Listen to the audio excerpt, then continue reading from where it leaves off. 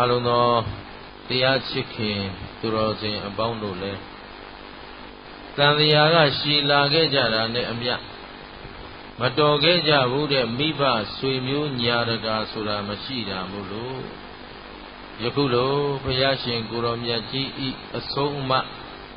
သာသနာနဲ့တွေ့ကြိုက်ကလေးမှာသာယသမီးရေးစီးပွားရေးနဲ့တင်မေ့လျော့ပေါ့ဆမနေကြပဲနဲ့မိမိကိုမိမိကဲတင်နိုင်တဲ့ဝိပဿနာအလုပ်တွေကိုမမေ့မလျော့ကြိုးစားလုပ်ကြပါလို့ရှင်းဥစွာလေးစားစွာနဲ့တိုက်တွန်းပါတယ်နော်ဒီအလုံးတရားတော်နဲ့တွေ့ဖို့လွယ်သလားစဉ်းစားတော့သူများဗုဒ္ဓဘာသာမြန်မာနိုင်ငံကြီးမှာဗုဒ္ဓဘာသာအများဆုံးကူးကွယ်နေတာပဲသို့တော့ဘုရားဤအဆုံးအမသစ္စာတရားကိုနာဘူးတဲ့လူနဲ့မနာဘူးတဲ့လူဘယ်တင်းကများနာဘူးတဲ့ထဲမှာကိုသိတဲ့လူနဲ့မသိတဲ့လူဘယ်တင်းကများတရားနာတိုင်းလဲသိတယ်မထင်နဲ့တော့အဲ့တော့ပထမတရားနာပြည့်အောင်ကြိုးစားရမယ်ပထမပါလဲဒါကိုကျေးဇူးရှင်ဘုဂုဆရာတော်ဘုရားကြီးကအင်္ဂုတ္တပါဠိတော်ကြီးမှာဘုရားရှင်ကိုရောမြတ်ကြီးကနိဗ္ဗာန်ရောက်ကြောင်းဟောကြားထားချက်ကိုအလွယ်တကူသိအောင်သူတော်စည်းကမြတ်တရားနာလျော်စွာအကျင့်မဲ့ဖူခွင့်ရလင့်ဧကံသာလို့မြန်မာလူလင်္ကာလေးစပ်ပေးထားတယ်အဲ့တော့ပထမသဗ္ဗုဒိတသံတေဝသူတော်ကောင်းစည်းကပ်ဖို့လိုတယ်ဘာလို့လဲသူတော်ကောင်းမှမစည်းကပ်မိဘူးသုတ္တဝါအရိယသာဝကောနဲ့မှမတွေ့ဘူးဆိုရင်သူတော်ကောင်းတို့သစ္စာတရားတွေနာကြားခွင့်ရနိုင်ပါဘူးသူတော်ကောင်းစည်းကပ်ပြီးတော့ဟုတ်ပြီစည်းကပ်ပြီးရင်ဘာလို့ရမှာလဲဆိုတော့သူတော်စည်းကပ်မြတ်တရားနာမြင့်မြတ်သောစင်ကြယ်သောတန်ဖိုးရှိသောသစ္စာတရားကိုနာရမယ်အဲ့တော့သူတော်ကောင်းသားစည်းကပ်တာဟာသူတော်ကောင်းသားကဝတ္ထုပစ္စည်းတွေလတ်လာပါတွေဘုံကံတွေလိုချင်လို့ချင်းကပ်ရမှာလားအဆုံးမနာယူဖို့ချင်းကပ်ရမှာဒီတခုလဲဗုဒ္ဓဘာသာမြန်မာလူမျိုးတွေအတွက်အထူးသတိထားပြီးတော့မှတ်သားရမယ်အချက်လို့မှတ်ပါသူတော်ကောင်းတယောက်နာစင်ကပ်မိပြီဆိုရင်သူများသောအဖြစ်လိုက်နေကြတာတော့ပုဂ္ဂိုလ်ဒုနောက်လိုက်ဟုတ်လားခြေကဏ္ဍပေးမလားခြေကဏ္ဍပေးမလားအသိတိကျင်ပေးမလားစီဝါတက်အောင်လုပ်ပေးမလားဒါနဲ့မျောလင်းချက်တွေနဲ့လိုက်နေကြတော့ဒါချင်းကပ်ချင်းဟာမှန်တယ်ခုမလားမှားတယ်ပေါ့မှားပါတယ်တဲ့သူတို့ဘုံတို့ကိုကြည့်တာသူတို့ကိစ္စပါတဲ့ကိုနဲ့မဆိုင်ပါဘူးတဲ့အဲ့တော့ဘုရားရှင်ကိုရောမြတ်ကြီးကတကိုးနဲ့ပတ်သက်ပြီးပြောထားတာရှိတယ်ဦးသိန်းကိုမြောက်ဦးမြို့မှာလဲဒါပထမဦးဆုံးတရားပွဲဖြစ်နေတော့သိသိသိတဲ့ဓာတ်တွေပြောကျင်တာတွေတော့အများကြီးပဲအုံနောက်ထဲမှာပြည့်ကျက်နေပြောချင်လားသို့တော့အကုန်လုံးပြောလို့လဲဒီလူတွေမမှတ်မိနိုင်ကျေးဇူးရှင်ဘုရားဆရာတော်ဘုရားကြီးကတရားတစ်လုံးကိုတရက်ကိုတစ်လုံးပဲပြောတယ်များများမပြောခိုးဦးဇင်းတို့ကအချိန်သိမ့်နေတဲ့အတွက်ပြောတဲ့ပြောတဲ့တလောက်တော့အတတ်နိုင်ဆုံးရှင်းအောင်ပြောပေးမယ်သူတော်ကောင်းတို့ကြိုးစားပြီးမှတ်ပါအဲ့ဒါဒီမှာဗီဒီယိုလည်းရိုက်နေတယ်တိတ်ခွေလည်းသွင်းထားတယ်အဲ့တော့ပြန်နာကြည့်ရင်တဖြည်းဖြည်းမှတ်မိလာလိမ့်မယ်လို့မျှော်လင့်ပြီးတော့ပြောတဲ့တလောက်တော့အတတ်နိုင်ဆုံးပြောခဲ့တယ်နော်အဲ့တော့လောကမှာဘုရားရှင်ကိုယ်တော်မြတ်ကြီးပွင့်ထွန်းလာတော့လူတွေအယူဆအမျိုးမျိုးနဲ့ယူဆနေတဲ့ထဲမှာပုံနာကြီးတယောက်ကဘုရားကိုမေးဘူးတဲ့အရှင်ဘုရားတဲ့အရှင်ဘုရားမရှိခင်တုန်းကမပွင့်ခင်တုန်းကသဗ္ဗညုတဘုရားရဲ့လို့ဝန်မခံခင်တုန်းကလောကမှာတကိုးရှင်တွေသိမ့်များတယ်မြေရှိုးနိုင်တဲ့ပုဂ္ဂိုလ်မိုးပြန်နိုင်တဲ့လူအုံဖတ်လုပ်တဲ့လူအကြမြင်ရတဲ့လူတကိုးရှင်တွေသိမ့်များတယ်အခုရှင်ဘုရားရဲ့လို့ဖြစ်လာတော့တကိုးရှင်မရှိဘူးနဲကုန်တယ်တဲ့လောကကြီးဆုပ်ယုပ်သွားပြီဘုရားပွဲမှာလောကကြီးပါဖြစ်တယ်ဘာမရှိတော့လို့ တကိုးရှင်မရှိတော့ဘူးနော်ဒီတော့မှဘုရားရှင်ကိုရောမြတ်ကြီးကပြန်လဲပြီးမေးတယ်ပုံနာကောင်းပါပြီတဲ့ဒါဖြင့်လောကမှာတကိုးဘယ်နှမျိုးရှိသလဲအဲ့တော့တရားဓမ္မတွေမမေးပါဘူး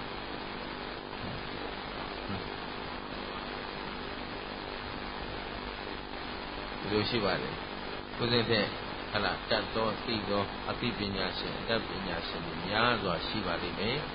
ဦးဇင်းတို့အနေနဲ့မသိသေးမတတ်တဲ့လူကိုအဓိကထားပြီးဟောရတဲ့အတွက်မေးတဲ့နေရာမှာလဲသူတော်ကောင်းတို့ကိုအထင်သေးလို့မေးခြင်းမျိုးမဟုတ်ပါဘူးတရားတစ်လုံးကိုသိအောင်ပြောခြင်းလို့မေးတယ်လို့မှတ်ပါနော်အဲ့တော့ဒီလူကမှလည်းဦးဇင်းတို့အထင်မသေးဘူးဘာဖြစ်လို့လဲဆိုတော့ဦးဇင်းတို့ထက်တတ်တဲ့သိတဲ့လူတွေလူပညာရှိယဟန်ပညာရှိပညာဦးမျိုးနယ်မှာများစွာရှိပါလိမ့်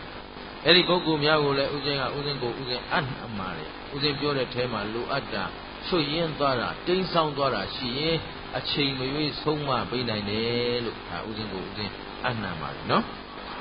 အဲ့တော့ဆရာတဆူအနေနဲ့လာပြီးတော့သူတော်ကောင်းတို့ကို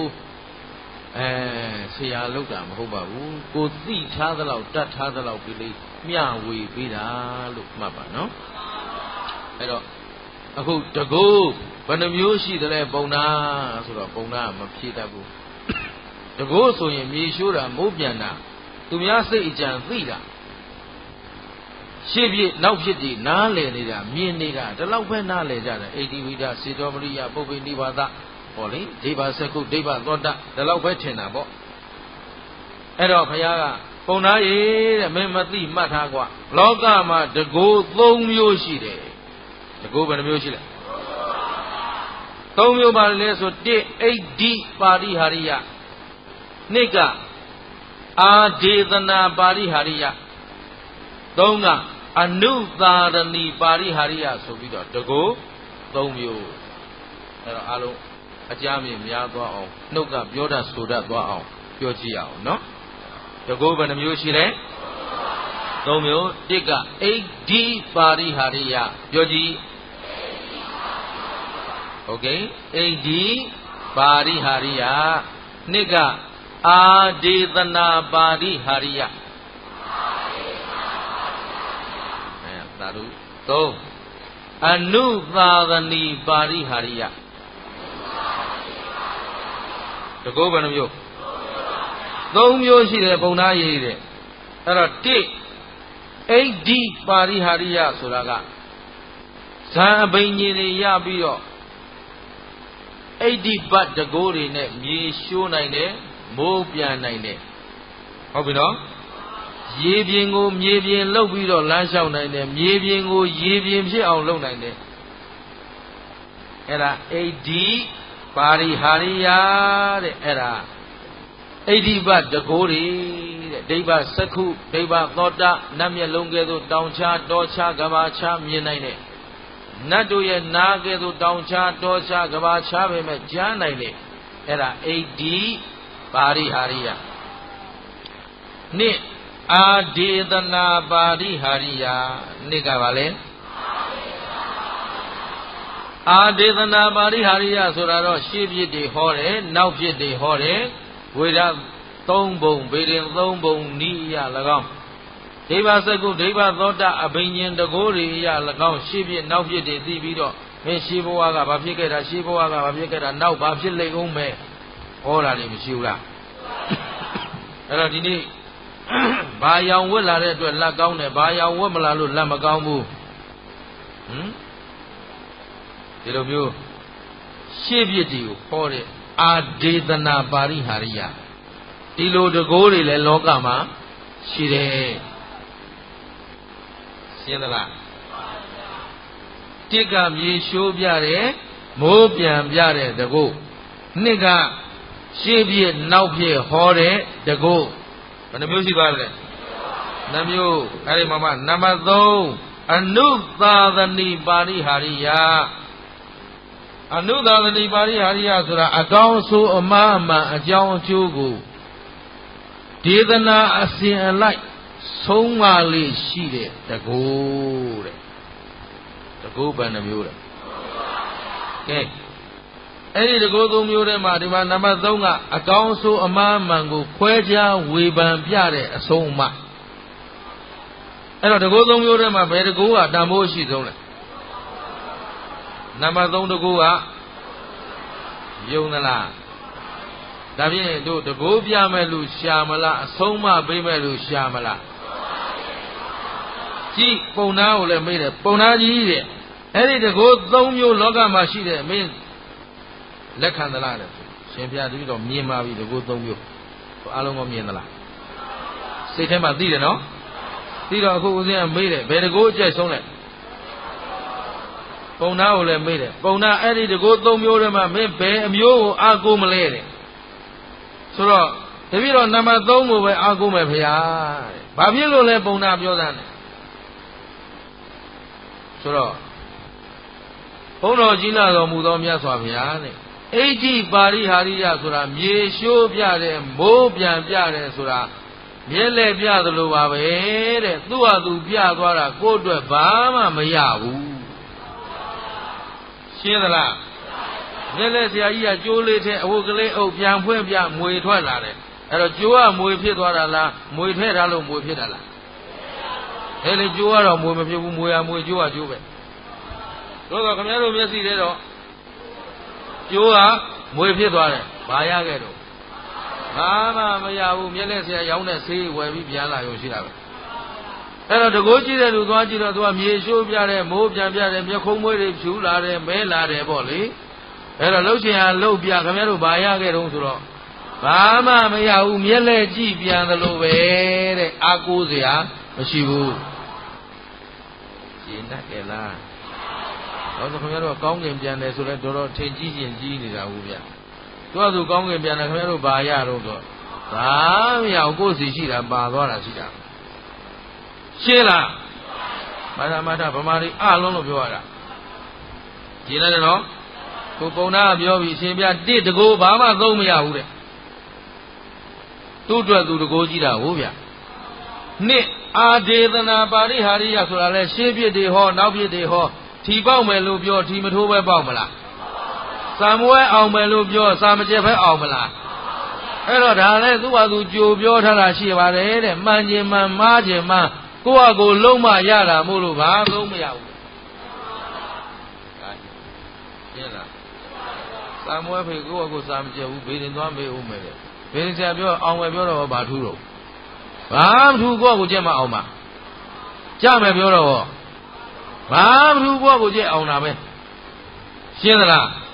မင်းရှိစီးပွားဖြစ်အောင်မှာဆိုတော့အိမ်နဲ့အိမ်နေလေဟုတ်ပါလားဘာမှသုံးမရဘူးတဲ့ဒါပေမဲ့ဒါလေးကိုကြားမှခင်ဗျားတို့ကလည်းစိတ်ချမ်းသာတယ်ဘူးဗျရှင်းသလားကျမ်းမာရေးကောင်းခြင်းကိုယ့်အကိုစောင့်ရှောက်ဥရုတဘာယမြအောင်နေအာဟာရမြအောင်စားကျမ်းမာရေးမကောင်းဘူးလားရရချေလို့ကျမ်းမာရေးကောင်းမလားရရချေလို့မသိရင်ပုံနာမသာမရှိဘူးရှင်းသလားဓာတ်လုံးရေစိမ်တောက်လို့မသိရင်ဘိုးတော်မသာဆိုတာမရှိဘူးဘယ်ဘိုးတော်ဖြစ်ဖြစ်သေးတာပဲဘယ်သူအသေးတွေပြောပြောအရှင်တွေပြောပြောဟမ်သဘောပါသလားအရှင်တွေဆိုတာယူပြီးပြောက်သွားတာအသေးတွေဆိုတာတော့မနေနိုင်လို့သေသွားတာဟုတ်ပြီလားကာမသက္ကရသမာဓိဋ္ဌိမှမရှိရင်သူလည်းဒဲအိုးသွားတာပဲနော်ဘိုးဘိုးအောင်ဘိုးမင်းကောင်ရှိရင်အခုဒဲအိုးမယ်ကျင်းတယ်မကျင်းတယ်လည်းပြောတယ်ဟမ်ခေါင်းနဲ့ရှိပြီးစိန်ခေါ်ပြီးဟောတယ်ကြိုက်တယ်လူလာခဲ့မကျင်းတတ်တယ်ဟုတ်ပြီနော်ဘာဖြစ်လို့ဓမ္မတက္ကတသမာဓိဋ္ဌိမှမရှိတဲ့အတွက်ဒီလူတွေကမိစ္ဆာဒိဋ္ဌိနိယတမိစ္ဆာဒိဋ္ဌိငရဲကဒီကဘာပြည့်ရင်နောက်ကဘာပြောင်းခံလောကမှာမြဲတဲ့တရားသဗ္ဗေသင်္ခါရအဲ့ဒါကိုသူတို့ကအသက်ကိုဆွဲဆန့်ပြီးတော့မတရားစောင့်အောင်မယ်ဆိုတော့ချင့်ယုံပေါ့ဗျာရှင်းသလားသဗ္ဗေသတ္တကမ္မတကကိုယ်ကံနဲ့ကိုယ်လာတာသူကသာအုံဖွက်လုပ်ပေးလို့ချမ်းသာရင်ကံကံရဲ့အကျိုးဆိုတာရေထဲမျောလိုက်တော့ဒါရှင်းလားအားတယ်လို့ပြောတာပေါ့နော်သူမင်္ဂလာအဲ့ဒီဘိုးတော်လိုင်းလဲလိုက်ခူးတယ်နတ်ကတော်လိုင်းလဲလှုပ်လိုက်ခူးတယ်အထက်လန်းအောက်လန်းအကုန်လှုပ်ခူးတယ်မကျေနပ်အကုန်လာမေးလိုက်ရှင်းလားမပိုင်ရင်ဘာတစ်ခုမှမပြောဘူး ကျင်တယ်နော်မကျင်တဲ့လူအကုန်လာမေးနိုင်တယ်လို့9နှစ်စိန်ခေါ်ဟောတာတရားမှမလာသေးဘူးဟုတ်ပြီလားအဲ့ဒါသူတို့ကိုမုန်းလို့ပြောနေတာလားမဟုတ်ဘူးခမည်းတော်မားမှသို့လို့ပြောတာရှင်းတယ်နော်အဲ့တော့အယူအဆတစ်ခုလွဲသွားတာနဲ့ငရဲကမပြန်ရတော့ဘူးတဲ့မှတ်ထားကြနိယတမိစ္ဆာဒိဋ္ဌိရှင်းတယ်နော်သူတို့ယူဆကသာသနာတော်ကြီးကိုတဲ့နောက်ပေတေယဖရာတိစောင့်ရှောက်မလို့တဲ့အသေးအတွက်အရှင်အတွက်တွေနဲ့အတန်ကောင်းဟစ်ထားတာနော်အဲ့တော့မှတ်ထားပါလို့မင်းတို့ဘုဟုတုတလေးလဲစုံအောင်လုပ်ကြအောင်ငါပြောမယ်ဒီဖရာရဲ့သာသနာရှိသေးရင်နောက်ဖရာပွင့်လို့ကိုမရဘူးရှင်းတယ်သလားအဲ့တော့နောက်ထပ်ရှာမရှိနဲ့သာသနာဟာကွယ်ချိန်တိုင်းရဲ့ကွယ်မှာအဲ့တော့အခုခင်ဗျားတို့သာသနာရှိသေးသလားရှိသေးရင်တိုးတက်အောင်တည်တံ့အောင်စင်ကြယ်အောင်ထိမ့်သိမ်းရမှာဘု து တာဝန်လဲအားလုံးကျင်နေပြီနော်အဲ့တော့အာဒေသနာပါဠိဟာရိယကလည်းသူ့ဟာသူပြောတာရှိတာလုံးတော့ဘု து ကိုယ်တိုင်လုံးယူရတာလဲဒါဖြစ်ရင်ဒါဟာရိယလည်းမှတ်ထားပါဘုရားကဒီသုတ်တော်မှာအေပုံနာတဲ့ရှင်းပြနောက်ပြည့်တွေဟော80ရာခိုင်နှုန်းအထိမှန်တတ်တယ်ဒါပေမဲ့အဲ့ဒါအကြောင်းရင်းတော့မဟုတ်ဘူးအကြောင်းမှန်ကိုခဏနေရှင်းပြမယ်သဘောပါတယ်နော်ကဲကောင်းပြီဒါပြင်အာရေသနာပါဠိဟာရိယရောအားကိုးလို့ရသလားကောင်းပြီနောက်ဆုံးတစ်ခုကပါလေ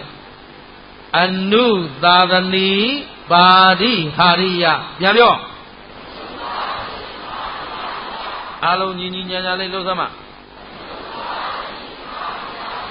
အဲ့ဒါဘယ်သူစကားလဲကုသိုလ်ရတယ်ပြောတာပြောရှင်းသလားပေါ်မဟုတ်ဘူးဘုရားစကလုံးတစ်လုံးကိုခင်ဗျားတို့မှတ်ထားမိတယ်ဆိုရင်ကိုဘာဖြစ်နေလဲကုသိုလ်ရနေတဲ့ဒါနိဗ္ဗာန်ရောက်ကြောင်းနေပဲအနုသာသနီပါဠိဟာရိယအကြောင်းအကျိုးအကောင်းဆိုအမှားအမှန်ကိုဝေဖန်ဆုံးမတတ်တဲ့အနုသာသနီပါဠိဟာရိယဥဒ္ဓမင်္ဂလတကိုးပြလာတာ17ဝါရှိပြီနော်ယဟန်ဝတ္တ17နှစ်ရှိပြီအဲ့တော့တဝါကလေးကတရားဟောလာတာ17ဝါရှိဒါတကူပြ။ဘာပြ။ဆေကနာယူမလားသစ္စာတရားနာမပေးနိုင်လို့မဟုတ်ဘူးနော်ဘယ်လိုလို့ဆေကနာပြောဆိုရင်ဒီတစ်ပတ်အတွက်တစ်လုံးနဲ့ပြောပြီးပြန်တော့မယ်ဟမ်ကြပါယူမလဲကျင်းသွားပြီကျင်းသွားပြီဒီလိုပေးသက်မျိုးရှားနေတာသဘောပါတယ်နော်တကယ်လို့မေးခဲ့ရင်လည်းတစ်လုံးရမ်းပြောရုံပေါ့နော်အဲ့တော့တကယ်ကတော့မိမိကိုအကောင်းအဆိုးဆုံးမတတ်တဲ့အဆုံးမသာလျင်တန်ဖို့အရှိဆုံးဒါမို့တကိုးသုံးမျိုးထဲမှာဘယ်အမျိုးအားကိုးရမလဲသုံးတစ်လုံးသာအပိုင်ကိုင်ထားပေါ့ဗျာဒီလိုလားမဟုတ်ဘူးအနုသာသနီပါဠိဟာရိယကျင့်သလားကောင်းပြီမနေ့ကပြောခဲ့တဲ့အဆက်စမယ်အခုသူတော်ကောင်းတို့ဘယ်ဘဝရောက်နေလဲလူဘဝရောက်နေတယ်အဲ့တော့လူဆိုတာဘာလဲ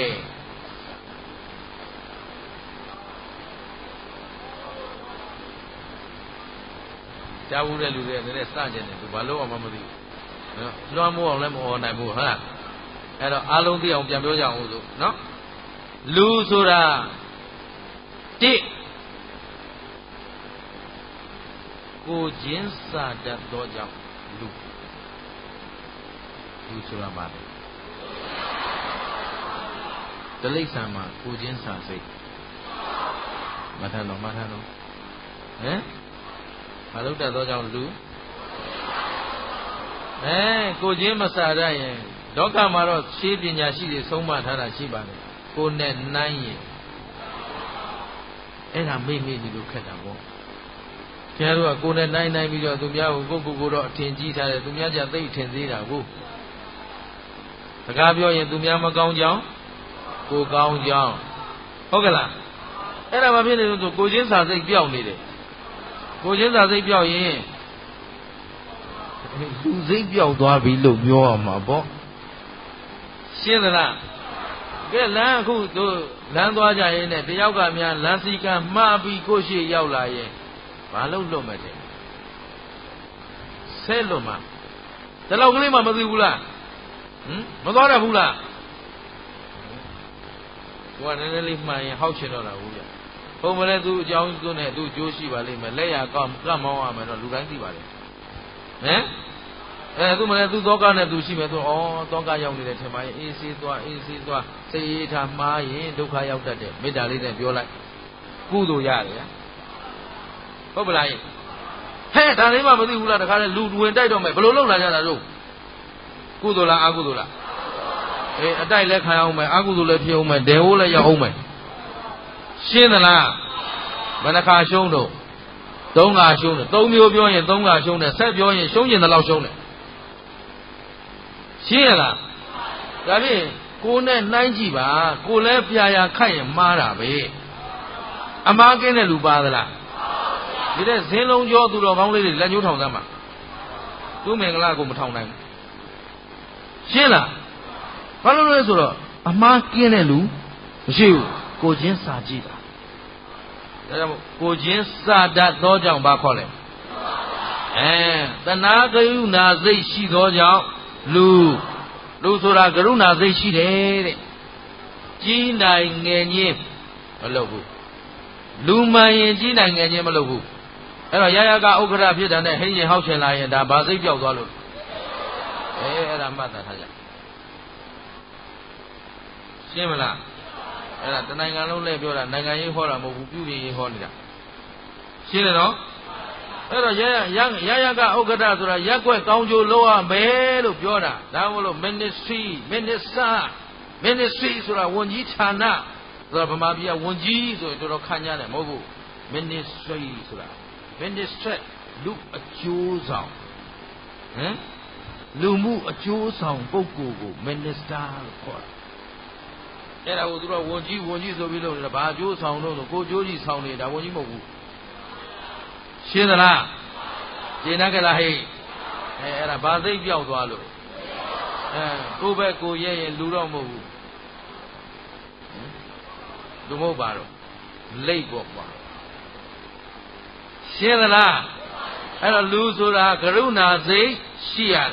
လူဆိုတာဘာလဲဒါဖြင့်ကရုဏာစိတ်ရှိသောကြောင့်လူအလုံးရှင်းသလားငါမိဘပဲငါသားသမီးငါပြောတိုင်းပြီးရမယ်ဘာသိပြောက်ပြန်ဒီတို့ထိုးတော့မလုံးနဲ့လေသူ့ဘက်ကချွေရင်းကျက်လက်ကြည့်အောင်သားသမီးကဘာဝါသနာပါလဲကြည့်အောင်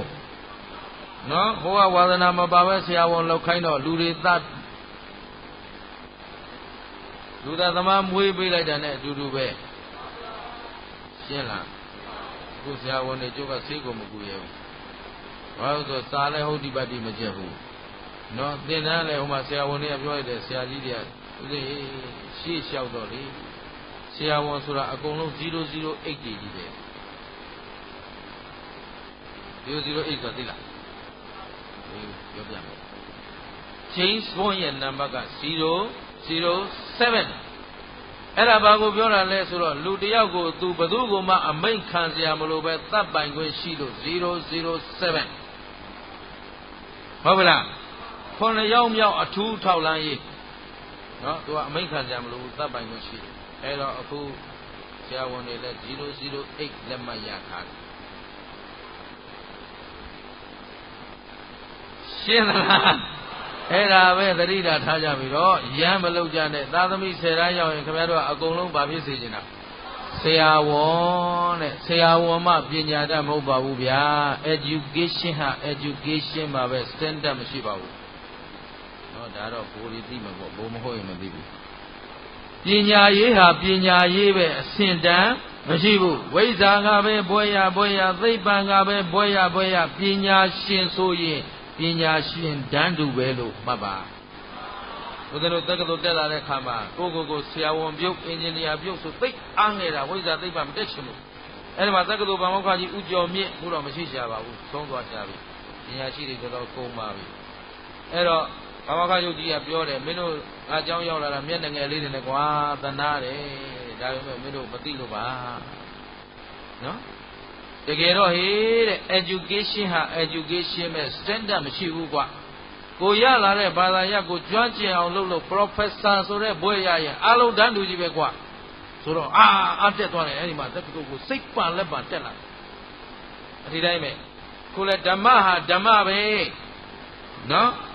ဘုန်းကြီးကအာကုသိုလ်ရင်လုပ်ရင်လည်းဘုန်းကြီးကိုအာကုသိုလ်အကျိုးပေးမှာဘုန်းကြီးမို့လို့ခွင့်လို့မယ်တော့မဟုတ်ဘူးဓမ္မဂရိကအာကုသိုလ်လုပ်ရင်လည်းဓမ္မဂရိကမကောင်းကျိုးပေးမှာရှင်းသလားယောက်ျားလုပ်လဲယောက်ျားမကောင်းကျိုးမိန်းမလုပ်လဲမိန်းမမကောင်းကျိုးရမလားမရဘူးလားဒါမို့လို့ဓမ္မ is ဓမ္မတရားဟာတရားပဲပုဂ္ဂိုလ်မခွဲဘူးရှင်းလားအဲ့တော့အားလုံးအသိပညာအတတ်ပညာမှမှန်မှန်ကန်ကန်မတတ်ဘူးလမ်းကြောင်းမရွေးတတ်ဘူးဆိုရင်အားလုံးအလွဲလဲချော်ချော်မဖြစ်ပေဘူးလားဒါကြောင့်မို့လို့သူတော်ကောင်းတို့တိကိုချင်းစာရသောကြောင့်လူနှစ်တဏှာကရုဏာစိတ်ရှိသောကြောင့်လူနှစ်ချက်ပြီးသွားပြီနော်သုံးကိုချင်းလည်းစာပြီးတဏှာကရုဏာလည်းရှိဘူးသုံးပါလို့ကြစင်ကျင်တုံတရားရှိသောကြောင့်လူဘာဖြစ်လဲလူဟာစင်ကျင်တုံတရားရှိတဲ့အတွက်အကောင်းအဆိုးခွဲတတ်တယ်အကောင်းအဆိုးကိုကိုယ်တော်ကောင်းတို့အကောင်းမှအဆိုးမှသိကြသလားမသိရင်တော့ပြန်တော့တရားနာနေလဲအဖို့ပဲရှင်းသလားအမှားအမှန်ကိုသိသလားအကြောင်းအကျိုးကိုပေါ့သိတတ်တဲ့ဉာဏ်မရှိဘူးလားဒါဖြင့်စင်ကြင်ဉာဏ်ရှိလို့ဘာခေါ်လဲလူအဲ့တော့လူအမှန်ဆိုလို့ရှိရင်အကောင်းနဲ့အဆိုးခွဲခြားသိပြီဆိုရင်အကောင်းလုံးမလားအဆိုးလုံးမလားဘာလုံးမဲဘာလုံးမဲအဆိုးတန်ထွက်နေအဲ့တော့မကောင်းမှုမှန်သမျှမရှောင်နဲ့မရှောင်နဲ့မနေ့ကသင်ခဲ့ပြီမကောင်းမှုမှန်သမျှမလောက်ကြနဲ့ပြန်ပြောအာပေါင်းအောင်အော်လာတာကိုမေ့ပြအောင်မေ့သွားပြီနော်အားလုံးဝတ္တပိဋိတနာစရာတရားဝါတွေမဖြစ်စေနဲ့ဒါမေ့သွားရင်လူပြည့်ရှုံးပြီနော်မကောင်းမှုမှန်သမျှကောင်းမှုမှန်သမျှလှုပ်ဖြစ်အောင်လှုပ်အဲ့ဒါမှလူပြီးသားမယ်ရှင်းသလားတော့ကောင်းမှုဆိုတာဘာခေါ်တာလဲ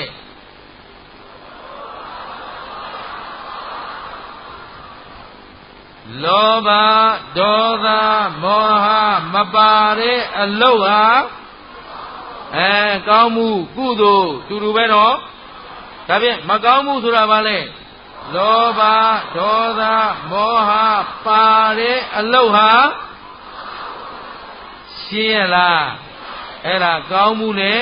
မကောင်းမှုအဲ့ဒါအကောင်းအဆိုးခွဲလိုက်တာဘာခွဲလိုက်တာအဲ့တော့အကောင်းဆိုးခွဲရတာကိုဘာခေါ်လဲလူနောက်အကြောင်းအကျိုးနောက်ဘာလဲအကြောင်းအကျိုးမှာဝေဖန်ပြရစရာတွေကိုတနေ့တဲ့တနေ့တိုးပြီးပြောသွားမယ်ဒီနေ့အခြေခံအကြောင်းအကျိုးကိုပြောမယ်ဘာအခြေခံအကြောင်းအကျိုးမှတ်ထားသူတော်ကောင်းတို့အခုလူဘဝရလာတော့စီးစိမ်ဥစ္စာလိုအပ်မလိုအပ်လိုရတယ်နော်စာဝတ်နေရေးအတွက်မရှာရဘူးလားရှာနေရတော့ဒီစည်းစိမ်ဥစ္စာပြည့်စုံမှဒါနလည်းလုပ်လိုက်မယ်သီလပဲလုပ်နိုင်မယ်ဆိုတာမသိကြဘူးလားသိကြတော့လူဘဝမှာတင့်တောင်တင့်တယ်ချမ်းချမ်းသာသာနေနိုင်ဖို့ဘာလိုအပ်လဲစည်းစိမ်လိုအပ်တယ်အဲ့ဒီစည်းစိမ်ဥစ္စာရဲ့အကြောင်းရင်းဟာဘာလဲ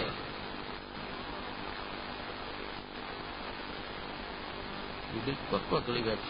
ည့်ကြည့်သမ်းမှာဘာလဲဒါနာအဲ့ဒါအကြောင်းရင်းမှတ်တာစည်းစိမ်ဥစ္စာပစ္စည်းရှိခြင်းမရှိခြင်းပြည့်စုံခြင်းမပြည့်စုံခြင်းရဲ့အကြောင်းရင်းဟာ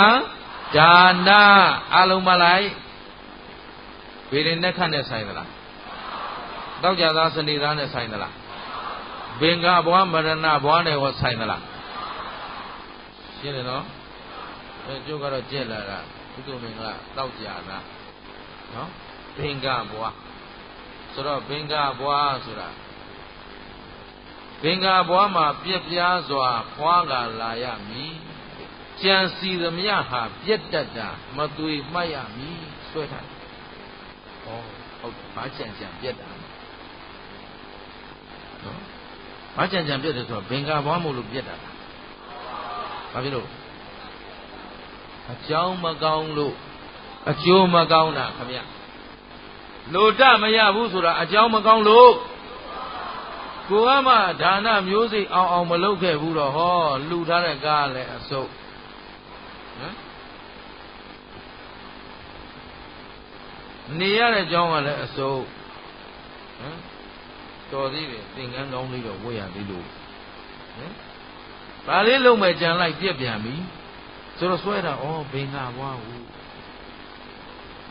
အောင်မသူ့မင်္ဂလာကိုဒီလိုလုပ်လို့ပဲရမယ်မင်းတို့ပေရင်သုံးဖို့ပြောင်းပြန်လာမလိုက်မှာမကြံမဲနဲ့ထလုပ်ပလိုက်တော့ပြီးရောရှင်းသလားအဲ့တော့ဒါမှမဟုတ်ဘုရားရှင်ကိုတော်မြတ်ကြီးနဲ့အတူတူဖွာတာပေရင်သုံးဖို့ယုံကြည်ယုံကြပေါ့နော်ဖွာဘက်တော့ဘယ်နှယောက်ရှိဘူးဘယ်နှယောက်ဆိုဘောဓိပင်ကြီးကဘုရားဖြစ်တယ်ဒီအထက်တစ်ချိန်နဲ့ဖွာတာပဲဗျဟမ်အဲ့ဒါယုံကြည်မယုံကြည်ထဲတာတော့ကြည့်တော့ခန္ဓာကမြင်းကြီးရောအတူတူတစ်ချိန်နဲ့ဖွာတာဘာလို့သူတို့ကဖျားမဖြစ်ရတာရှင်းသလားအကြောင်းကောင်းမှအကျိုးကောင်းမှအကြောင်းမစင်ကြယ်ရင်အဲ့ဒါဘာကဘလို့ဖွာထားတာကိုလုံးလာဝရိယနဲ့ကံပေါ်မှာမူတည်တယ်ရှင်းသလားအဲ့တော့အကြောင်းကျိုးနားမလဲခင်ဗျားတို့ရောင်ဝါဖြစ်အောင်မှတော့ဒီနေ့ဥဒုမင်္ဂလာပြောတာရှင်းသလားအဲဒါမှသူတော်ကောင်းတို့လမ်းမှန်ပေါ်ရောက်မှာအဲ့တော့ပစ္စည်းဥစ္စာရဲ့အရင်မူလဟာဒါနအကြောင်းကောင်းမှစည်းစိမ်ဥစ္စာပြည့်စုံမယ်ရှင်းသလားအဲ့တော့ဒါနတော့ပြည့်စုံပြီအန္တရာယ်ကင်းဖို့လည်းမလိုဘူးလားဘေးရှင်းဖို့ရောဒါကြောင့်တိုက်ကြီးဆောက်ပြီးကမှဖျက်အောင်ဆိုဖျက်အောင်ပါလမ်းပေါက်မလို့ဘယ်ဆိုလဲဘယ်ရမှာဘုခင်ဗျားတို့စီးစိမ်နေလဲကိုယ့်အကူပြန်ကြည့်ကြအောင်တော့တယ်လီဖုန်းတို့မီတာတို့အိမ်မှာရှိလားရှိဘောက်ချသေးချာဖတ်ကြည့်ကိုပိုင်ထားတာလားငားတာလားအကုန်အငားကြီးပဲမြေကုန်မဆောင်မဲနေရတဲ့အိမ်ဒီဟုတ်ဒီကုန်လဲဘယ်ဟာများပိုင်လို့လူလဲမှတ်ပုံတင်ထဲမှာနေဖြစ်တယ်နော်ရှင်းသလားဒါဖြင့်ဘယ်ဟာများခင်ဗျားတို့ပိုင်လို့တော့အကုန်အငားကြီးပဲတော့ဒါဖြင့်အန္တရာယ်ကင်းဖို့လည်းမလိုဘူးလားဘေးရှင်းဖို့ကောအနာရောဂါကင်းဖို့ကောအဲ့တော့အန္တရာယ်ကင်းဘေးရှင်းပြီးအနာရောဂါကင်းခြင်းရဲ့အကြောင်းရင်းကသီလမှတ်ထားအနာရောဂါကင်းခြင်းမကင်းခြင်းဟာအန္တရာယ်ကင်းခြင်းမကင်းခြင်းဟာရှင်းရလားတို့ကတော့ဘာလို့ရှေ့ဆုံးခါရတာသူမင်္ဂလာလို့ဘာမကောင်းလို့သီလခုလည်းယောဂပေါ်တယ်ကျမ်းမာရေးသိမကောင်းဘူးခန္ဓာကိုယ်ကြီးသာဝနေတာအဲသူမင်္ဂလာဘာမကောင်းလို့ဒီဘုန်းကြီးလေယောဂပေါ်တာဘာဖြစ်လို့သီလမကောင်းလို့အန္တရာယ်များတာဟောခုတရားလေးမှဟောတာဘာမှမကြသေးဘူးမနာလိုတဲ့လူကများတာဗျာဘာမကောင်းလို့ကျက်ဆက်လိုက်ကြတာနော်ဘုန်းကြီးသီလမကောင်းလို့ဟုတ်သလားမဟုတ်ဘူးလားကိုယ်စီအားမို့လို့ဘယ်မလိုက်နဲ့ပြောတာပြောသူမင်္ဂလာဘာလို့ဒီလောက်ယောဂပေါ်တာသီလအကြောင်းမကောင်းလို့ပြန်ပြောကဲခမရတို့ရောအန္တရာယ်ကင်းရလားသူစကားလွတ်လပ်ပြောရဲလားပြောရင်ကျုံနဲ့ခမရတို့လည်းပြောကြည့်မယ်လေရှင်းသလားကျုံလည်းမပြောရဲဘူးဘာမကောင်းလို့ရှင်းသလားဘာမကောင်းတာသီလအကြောင်းမကောင်းတာသူများတွေမကောင်းတာလားဘယ်သူမကောင်းတာတို့ကိုယ်အကြောင်းကိုသိရမှာနော်ရှင်းတတ်ကြလားအဲ့တော့ခင်ဗျားတို့ကအန္တရာယ်လည်းမကင်းဘေးလည်းမရှိမှုအနာယောဂါပေါ့အသက်ဘလောက်ငယ်ငယ်ယောဂါမရှိတဲ့လူမရှိဘူးနော်ခေါ်တော့ကလူတွေလိုမဟုတ်ဘူးအဲ့တော့အခုသက်တရားကျော်ဖွားကြီးတွေကြောက်ဆယ်မယ်ဦးဇင်းတို့တရားတော်တော်ဟောတယ် တရားတစ်နှစ်တရားနှစ်နှစ်မွေးနေ့တိုင်းသွားဟောပေးတယ်ဓမ္မကြီးတက်ဘလောက်ရှိတော့ဆိုဒီနေ့ဆိုရင်အလုံး105နှစ်ရှိသေးသေးဘူးတပြီးတော့ရစားလည်းမရဘူးတဲ့ချောင်းလည်းမစိုးဘူးတဲ့နာလည်းမရှိဘူးတဲ့အမလီသူတို့ဖြင့်မလုံနဲ့ခင်ဗျာအဲ့ဒါသူ့အာကုသို့ခင်ဗျာဝယ်ယူထားတာဟုတ်ပြီနော်ခင်ဗျားဘာလို့အနာယောဂကင်းလို့ဆိုတော့သီလအကြောင်းကောင်းခဲ့လို့ပြန်ပြောသီလအကြောင်းဆိုတာအတိတ်အကြောင်းရှိတယ်နော်ပြစ္ဆုတ်ပံအကြောင်းလဲရှင်းလားအဲ့တော့အတိတ်ကမကောင်းခဲ့လို့ယောဂဘယ်လောက်ပေါ်ဒီဘဝသီလလုံခြုံအောင်ထိလို့မရဘူးလားအဲ့တော့အကျိုးကောင်းတာစောင့်မလားအကြောင်းကောင်းအောင်လုပ်မလားခင်ဗျားတို့လောကမှာသုံးတာရှိတယ်ဖြစ်သမျှအကြောင်း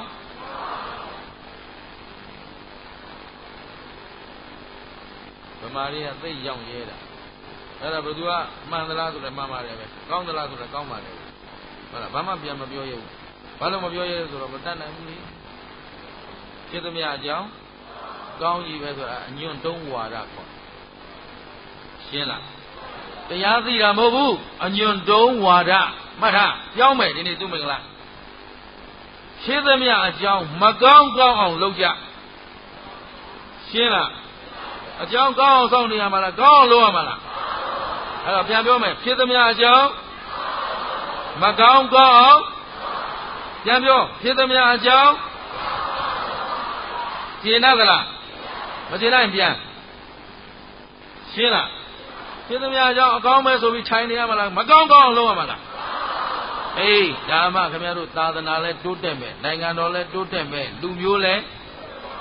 ရှင်းတယ်နော်အဲ့တော့ငုံစုံပြထိုင်နေရမှာလားထထကြောကြလုပ်ကြမလားထလို့မြန်မာလို့ရမလို့ဖြစ်နေရှင်းသလား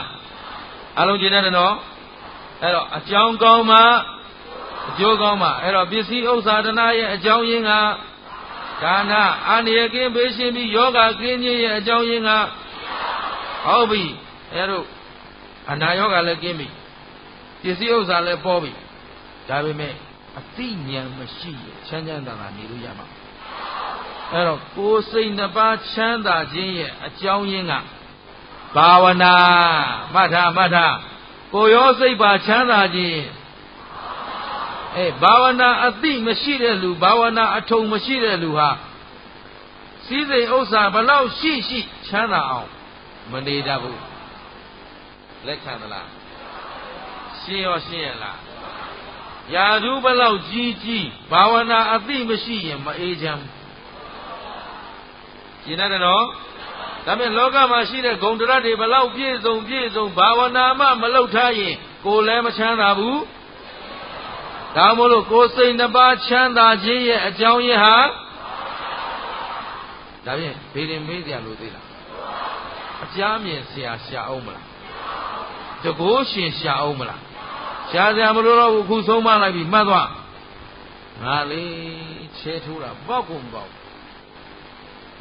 ဘာလို့ပေါက်အကြောင်းမကောင်းလို့ဒါနမျိုးစိတ်မှမရှိခဲ့ပဲနဲ့ဥစ္စာမရတာသိကြတယ်သူမင်္ဂလာချဲလည်းမထိုးဘူးထီလည်းမထိုးဘူးအဲ့ဒါကုကံကိုယုံအခုစရေးတာမဲပါမနိုင်ဘူးဘုန်းကြီးစရေးတာမဲလေးကြွားခဲ့ပါဦးဆိုမင်းတို့အနည်းဆုံးမဲဘယ်လောက်တုံးกว่า900အဲ့ဒါတခုချန်ထားလိုက်ဗလာပါရင်တော့ပြီးပြီသွားစရာကိုမလိုဘူးရှင်းသလားဘာဖြစ်လို့ပါလဲဒါနအကြောင်းမကောင်းလို့ဥစ္စာမရဘူးရှင်းသလားတနည်းအားဖြင့်တို့ကအချောင်လဲမလို့ခြင်းဘူးရှင်းတယ်နော်အဲ့ဒါတို့အချောင်မလို့ခြင်းတာသူ့မင်္ဂလာကိုအထင်မကြီးနဲ့ဘာလို့ကိုယ်ကံမကောင်းတာကိုသိလို့ရှင်းရလားဒါဖြင့်အကြောင်းအကျိုးကိုမှန်ကန်စွာသိဖို့မလိုဘူးလားကဲဆွဲမြဲသွားအောင်ပြန်ပြောမယ်နောက်တစ်ခါပြန်မေးရင်ရမလားတကယ်လို့များအကြောင်းညီညွတ်လို့နောက်တစ်ခါပြန်ဆုံကြအောင်မယ်ဆိုရင်ဒီတရားတွေပြန်မေးလိုက်မေးလို့မဖြေနိုင်ရင်ပြင်မောကချက်ချင်းဆင်းပြန်มาဆက်ဟောလိုက်မယ်မထင်နဲ့ရှင်းသလားပစ္စည်းဥစ္စာဒနာရဲ့အကြောင်းရင်းဟာဟုတ်ပြီအန္တရာယ်ကင်းပေးရှင်ခြင်းရဲ့အကြောင်းရင်းက ကိုယ်စိတ်နှစ်ပါးချမ်းသာခြင်းရဲ့အကြောင်းရင်းကအကြောင်းကောင်းမှအကြောင်းစင်ကြယ်မှအကြောင်းမကောင်းရင်ရှင်းတတ်ကြလားဟာဒီနေ့တော့ငါရှာလို့ဖွေးလို့တော်တော်ဆင်းနေပြည်တယ်ဟေးဒီနေ့တော့ဟေးမြတ်လိုက်တာဘာကြောင့်မလဲအကြောင်းကောင်းလို့အကျိုးကောင်းတာရှင်းရလားဒီနေ့ကျမ်းမာရေးကိုသိမကောင်းဘူးဘာမကောင်းတာအကြောင်းမကောင်းလို့စင်ကြယ်တတ်ပြီလားမထာမထာအဲ့ဒါလောကရန်ကိုဒါနဲ့ရင်ဆိုင်ရမှာ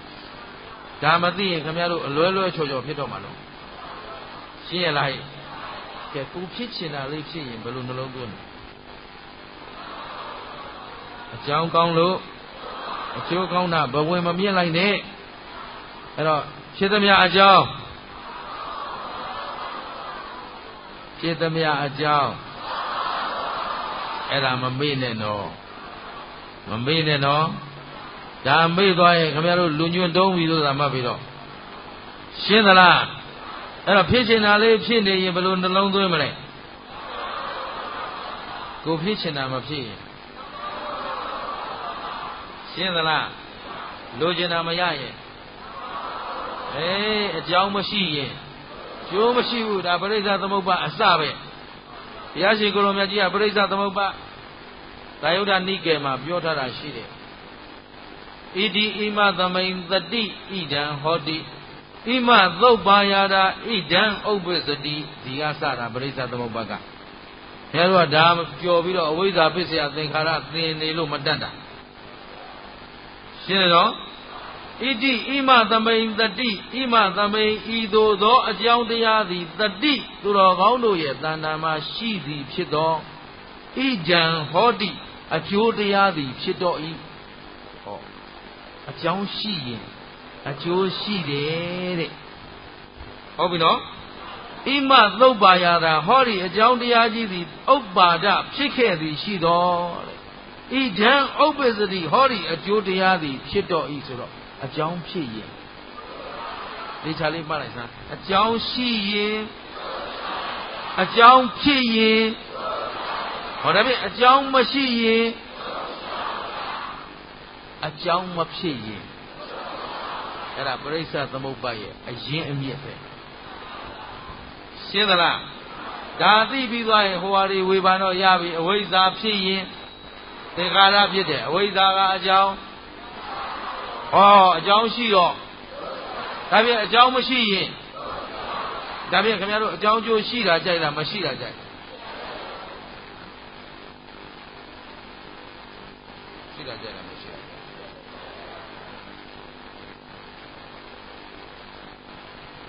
ကိုမလိုချင်တာမရှိတာလားလိုချင်တာမရှိတာလားမရှိဘူးဆိုသေချာမေးရအောင်ပါဟမ်ဘယ်တော့အစင်မပြေမှသေအေးတာပဲဟမ်အစင်ပြေနေတော့မသေးချင်သေးဘူးလုံးမှာရှင်းသလားခုလည်းမရှိတာကြိုက်တယ်ဆိုအုပ်စီတတ်ပဲလဲသွားမှာဆိုရသေးတာရှင်းတယ်နော်အဲ့တော့အကြောင်းကျိုးမရှိခြင်းရှိခြင်းဟာခင်ဗျားတို့နဲ့ဆိုင်သလားဓမ္မသဘောလားဓမ္မသဘောဆိုတာသိထားမှာအကြောင်းလဲတို့အတွက်မလိုအပ်ဘူးအကျိုးလဲမလိုအပ်တော့အကြောင်းကျိုးရှိနေတာဟာဆင်းရဲရှိနေတာပဲလို့အတိကလေးစင်ကြယ်သွားလိုက်ရင်မရှိစရာလဲမလိုချင်စရာမရှိတော့ရှိစရာလဲလိုချင်စရာမရှိတော့ဒီလိုဖြစ်ရမှာအဲ့တော့မရှိတာရှိတာမဟုတ်ဘူးအကြောင်းကျိုးကလွတ်အောင်လုပ်ရမှာကျင်တတ်ကြလားအဲ့တော့ဒါမသိသေးတော့မေးပြောမှမရှိတာသိပါနဲ့ဗျာမရှိတာကြရင်ဥစ္စေတာရှိတာကြရင်သန္တရာကျင်တတ်သလားပရိစ္ဆေသမုပ္ပါလွယ်တယ်မထင်ပါနဲ့တချို့အမလေးပေါ်လေးသွားလွယ်လွယ်လေးလွယ်ရင်လေဖျားရှင်ကိုတော်မြတ်ကြီးတို့လက်သုံးမဖြစ်နိုင်အခုဖျားတိုင်းလက်သုံးဟာဖျားရှင်တိုင်းပရိစ္ဆေသမုပ္ပါနှလုံးမသွင်းပဲဘယ်ဖျားမှဖျားမပြုတ်ရှင်းသလားဒါဖြင့်ဒီအကြောင်းကျိုးဟာသိတယ်မသိတဲ့သိခြင်းရဲ့အခြေခံမှထားအကြောင်းရှိရင်အကြောင်းမရှိရင်အဲ့ဒါအကြောင်းဖြစ်ရင်အကြောင်းမဖြစ်ရင်ဒါမို့ဣမတနိရောဓဣဒံနိရောဓတိအကြောင်းချုပ်ခဲ့သည်ရှိတော့ အချိုးလဲချုပ်တယ်ရှင်းရလားဒီတော့သူတော်ကောင်းတို့အကြောင်းအကျိုးကိုမှန်မှန်ကန်ကန်နှလုံးသွင်းတတ်ဖို့မလိုဘူးလားအဲ့တော့အခုအကောင်းဆိုးလဲသိပြီအကြောင်းအကျိုးလဲအကောင်းဆိုးခွဲခြားတတ်မှာပါခေါ်လူ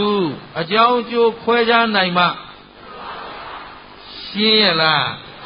အဲ့တော့အခုသူတော်ကောင်းတို့လူဘဝရခိုင်မှာလူတန်ဖိုးဟာပါလေ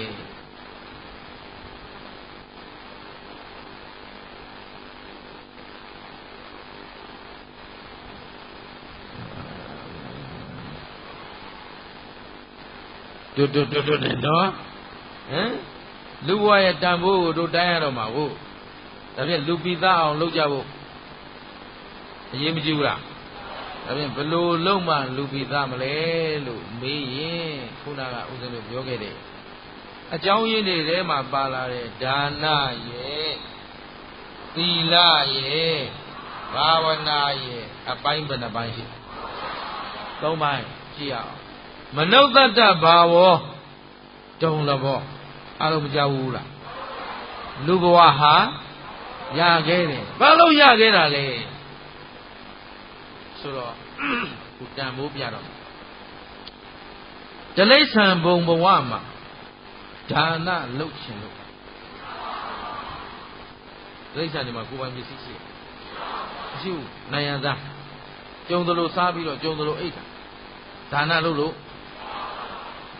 ရှင်းတယ်နော်နတ်ပြည်မှာဒါနလုပ်ရင်သူစည်းစိမ်နဲ့သူကုသိုလ်ကံနဲ့သူနေကြတာဖိတ်စာဝေပြီးမင်္ဂလာဆောင်ကြွပါဦးမလားရှင်းသလားအလူလာစားလဲပါဦးစားဟုတ်ကလား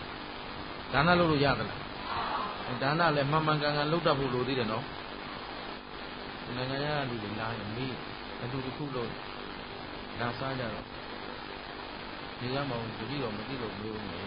အခုဒါစားတဲ့လူတွေကအိမ်မှာမစားနိုင်လို့လားဟုတ်ပြီနော်ဘာလို့သူပကာသနာနဲ့မကောင်းရာမကောင်းကြောင်းလာစားတယ်မကင်းရာဖိတ်စာတွေကတော့ကျွန်တော်ကျမတို့နဲ့အတူတကွအလူရည်သက်ချပရိတ်တရားတော်နာကြွပါရည်သက်ချတော့အလူတကာတောင်အတော်ခေါ်ယူရကျန်တဲ့ဧည့်သည်ဆိုတာထားတော့ဖိတ်စာရောဖတ်ပြကြရင်နော်အလူသွားတော့စားတာပဲတရားနာပြီးပြန်လာမယ်မနာပြီးပြန်မနာပဲနဲ့ပြန်တယ်ဘယ်နည်းကများရည်သက်ချနဲ့ပရိတ်ရွတ်မဲ့ဘုန်းကြီးကိုမကြည့်ပြဘူးဟုတ်ပြီနော်ပရိတ်ရွတ်လဲဘုန်းကြီးတို့တူတူလို့ရည်သက်ချနဲ့ဘုန်းကြီးတူတူသာချဘာလို့ငိုင်းရှင်နေပြီအဲ့တော့ဘယ်ကုသိုလ်များအမြဝေကြမှာလို့ရှင်းသလားဘုမတကယ်သင်္ကန်းဝတ်တော့ကရုံတုံးမဲ့နေရာကျတော့ဓာတ်ပုံရယုံလေးကင်သွားပြီးတော့ပြီးရဲ့ကြိုက်ကလေးကလုံးပါတကယ်အရေးကြီးတဲ့နေရာဟိုမောင်ရင်လောင်းအကုသိုလ်ဖြစ်မဲ့နေရာကျတော့မလိမိတ်ကလိမ့်တာငါသားလေးကဘယ်နာစတုံးကစောင်းလေးတဲ့စတိုးလေးကဘယ်လိုထိုးလိုက်အိုးဓာတ်ပုံရိုက်ပြုံးပြုံးလေးခရုဆိုင်လိုက်တာအဲ့ဒါအကုသိုလ်လေးကြီးပဲကုသိုလ်တကွမှမပါဘူးဒါဆန်းချရအောင်ဆိုကေသာလုံးမနခတသောဒန္တာဣဇပိတိခွေးမွေးနဲ့ဒုတိဖြစ်ပါသောကြောင့်ကျတော့နားမထောင်ခြင်းဥကြည့်ချက်သာလုပ်လိုက်တော့ရှင်းသလားဒါပြင်ခင်ဗျားတို့အနစ်ရှိတဲ့အလုပ်လုပ်နေတာလားအနစ်မရှိတဲ့အလုပ်လုပ်နေတာကုသိုလ်တပည့်ကြောက်ဆရာကောင်းတယ်ကြာအလူကြီးတစ်ခါပေးတိုင်းတဲလိုက်တဲ့ဒေအိုးတွေနဲတာမဟုတ်ဘူးဒါသူတို့ကကြွားသေးတာတပည့်တော့အလူကြီးလည်းပေးပြီးပြီအေးဒေအိုးကြီးလည်းတော်တော်ကြီးနေပြီရှင်းသလားဟောဘုန်းကြီးကငါးပါးသီလနဲ့ဗုဒ္ဓသရဏံကိစ္စမိဆိုတော့မယ်ဆိုတော့ငါသဘောပါသလားအနစ်မရှိတဲ့လုံးနဲ့အချိန်ကုန်နေတာလေမောင်ရင်လောင်းလဲတာနဲ့ဟိုလာတဲ့လူတွေမကင်းရမကင်းကြောင်းလာသလားကြွအောင်တော့ဟမ်သဘောပါသလားအဲ့ဒါကုသိုလ်လားအကုသိုလ်လားအကုသိုလ်သဘောကျလောဘသဘောမကျကြည့်သူဘုရားလည်းပြောပါတယ်တော့ပြန်တစ်စားပြန်တော့ရှင်းတယ်နော်ကုသိုလ်လားအကုသိုလ်လားအကုသိုလ်လို့လည်းဖဖနော်မောနေပြီရေသက်ချတော့ငိုင်းဘုန်းကြီးကလည်းပြောချင်ပြောသူကလည်းငိုင်းချင်ပြီးတော့အများတဲ့ဘယ်ဟာသာဓုခွာမှမသိဘူးရှင်းသလားဒါဘုတော့ရေသက်ချတော့မဆိုမေးရသေးတယ်ခင်ဗျားတို့မှာဒါနကုသိုလ်ရှိသလား သီလကုသိုလ်ရှိသလားသိသလားသိရင်ဝေမလားမေးပြီးမှချမှာနောက်ဆုံးနေ့ကျခင်ဗျားတို့တွေးမယ်ရှင်းတယ်နော်အဲ့တော့ကိုယ်ဘာလုပ်ထားမှာကုသိုလ်ရှိမှမရှိမှမသိပဲနဲ့အမြတော့လာသွားမလို့နဲ့ဒေအိုးအမြဆိုဟောလဲရန်သားတို့ခေါ်သာဓုဆိုတော့ဒေအိုးလဲသွားမယ်ရှင်းသလားခုတိုင်းပြည်နဲ့အဝမ်းဒေအိုးတူတူတဲတဲ့အချိန်တွေရှိတယ်9 နာရီချိန်ရဲ့နော်9 နာရီခွဲအချိန်ရဲ့အဲ့ဒါဒေအိုးတစ်လုံးနဲ့အတူတူနေကြမလို့တိုင်းပြည်လုံးတညီတညွတ်တဲ့ရှင်းသလားဟဲ့ဒီနေ့ခြံခင်လားဂွီတောက်လား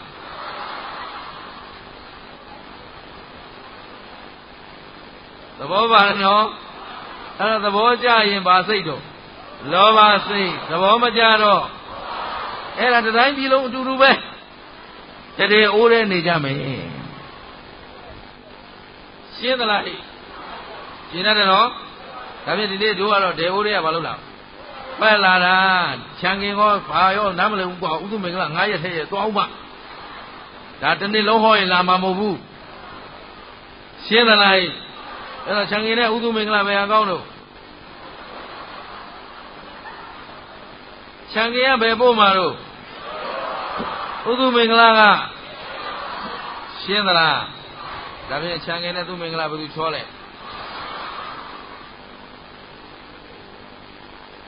ရှင်းတယ်နော်အားလုံးသဘောပေါက်သလားဒါဖြင့်ဒီဒါနဟာငရဲပြီးမှလှုပ်လို့လေနတ်ပြည်သွားလှုပ်လို့လေ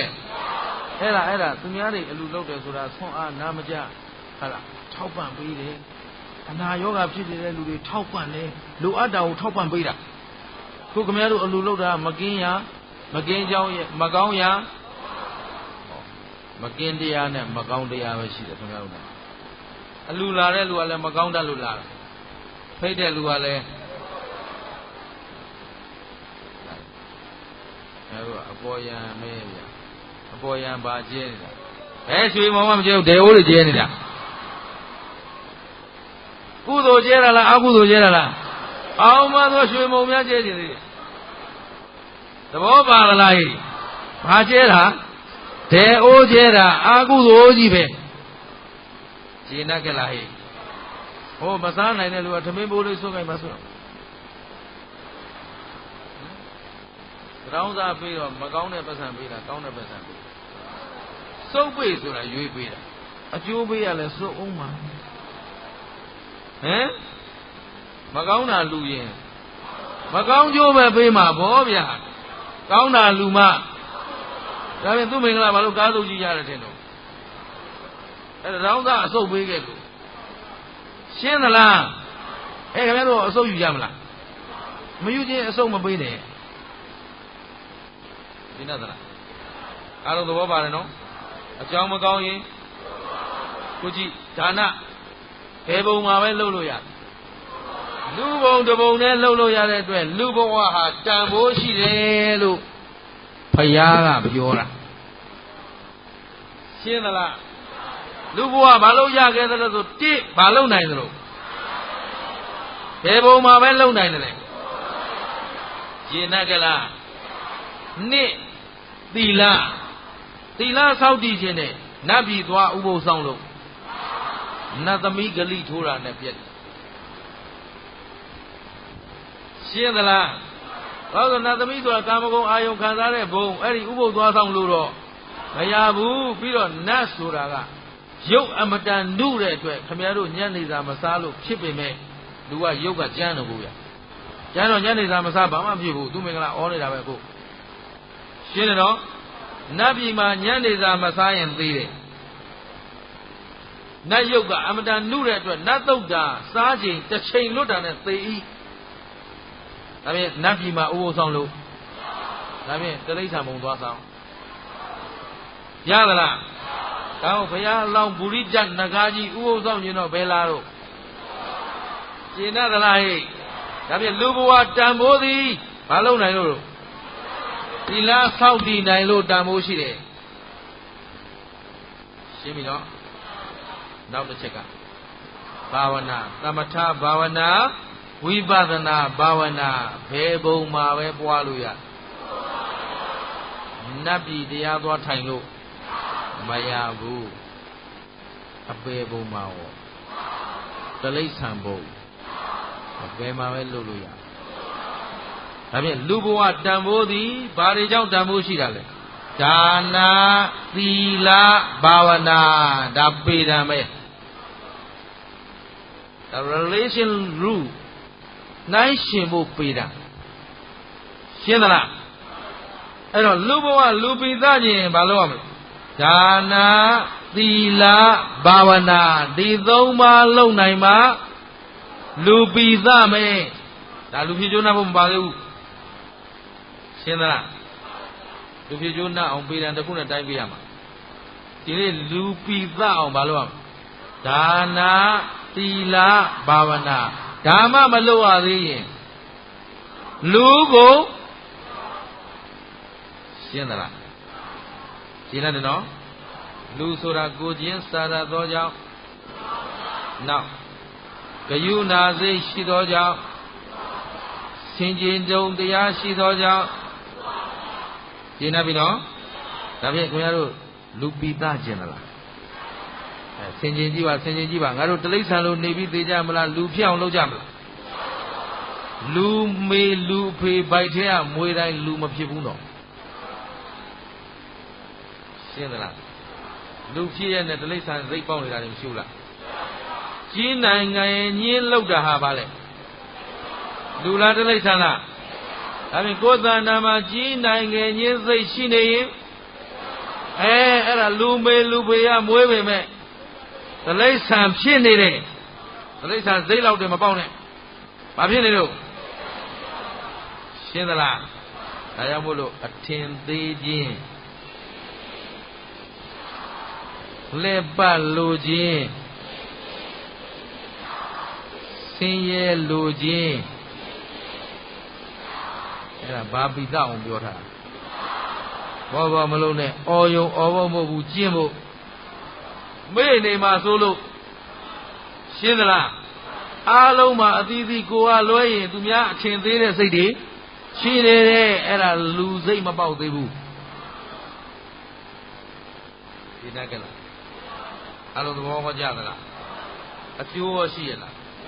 ဒီနေ့တရားဓမ္မတွေကခက်ခက်တရားပွဲကိုပင့်ပြီးတော့သူတို့မှရွတ်ဆောင်ပေးရတယ်ကိုဦးစင်းတို့အနေနဲ့လည်းလွယ်လွယ်ကူကူရောက်လာတာမဟုတ်ဘူးဒါတန်ဖိုးရှိအောင်ရှောက်ပြောနေတာမဟုတ်ဘူးအဲ့တော့အခုလိုခက်ကြတဲ့ကလောက်ရတာအကျိုးရှိမှကောင်းတယ်အခုတရားပွဲလောက်ရတာခင်ဗျားတို့အတွက်အသိပညာတိုးသလားစိတ်ဓာတ်ကလေးတွေကပြောင်းလာရဲ့လားဒါဆိုရင်လောက်ရရုံနှပ်ပြီဒါပေမဲ့ကျုံးနဲ့ဆင်ပြေအောင်ပြောတာလားဟုတ်တဲပြောတော့သူမင်္ဂလာတဲမှကြိုက်တယ်အကျိုးမရှိမနဲ့ပြန်တရားမှမလားနဲ့ရှင်းသလားရောက်ရရဲ့နှင်တာပဲဗျာနည်းနည်းမှသက်တာဆိုပြီးတော့နော်ဘုရားကြီးတွေလာလျှောက်တယ်ဘုန်းကြီးပြိဿတ်တွေအများကြီးငါကောင်းလေးတွေလူများလေတာဝန်ကြီးတွေပဲရှင်းသလားအဲ့တော့ဘုသူတရားပွဲရပြန်လာလဲဆိုသူမင်္ဂလာတရားပွဲရလို့ပြောအဲ့လူကပြန်လာပြီးဟိုကဒေါသကြီးနဲ့ပြည့်နေရောဘုသူတစ်ပည့်လုံးဆိုရင်ဟောကျေးဇူးပြုပြီးတော့ဗျာတရားပွဲကအပြန်လေးတော့လောဘဒေါသလေးသိမ့်ကြည့်အောင်ဆောင်ထားကြပါရှင်းသလားဟိုခင်ဗျားတို့မရှက်ပဲကျိုးကရှက်လို့သေးတော့မယ်သဘောပါသလားဟိ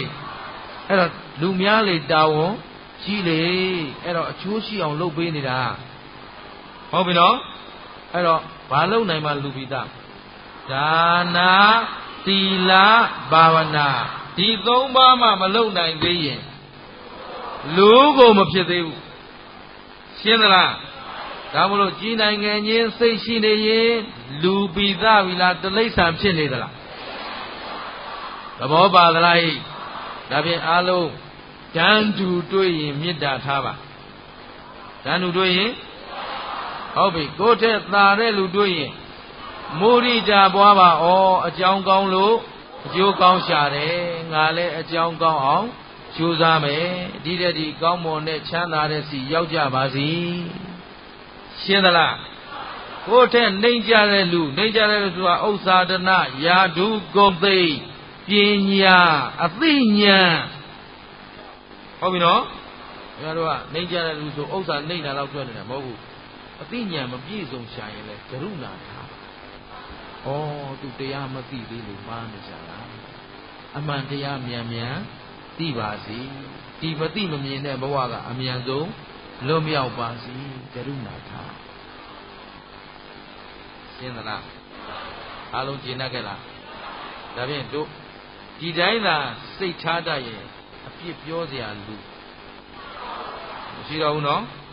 ကိုယ်နဲ့နှိုင်းရင်ကိုယ်ရောအမှားကင်းသလား